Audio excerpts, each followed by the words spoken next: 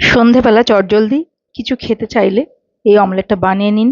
Iceberg omelette. আমি প্রথমে iceberg leaves কুচি করে নিয়েছি।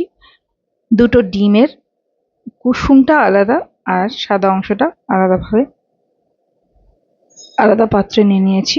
তারপর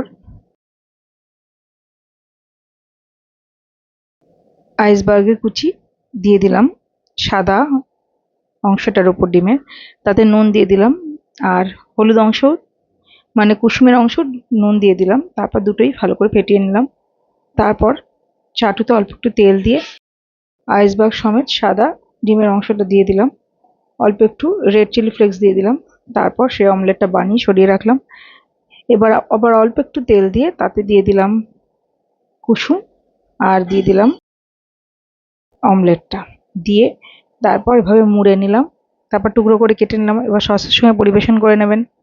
দারুণ হয় কিন্তু খেতে। এভাবে ঝটপট স্ন্যাক্স একটা থাকলে সন্ধেবেলা দারুণ জমে যায় চায়ের সঙ্গে, তাই না? অবশ্যই বানাবেন আর জানাবেন কেমন লাগলো। আমি আবার হাজির হয়ে যাব অন্য একটি রেসিপি নিয়ে।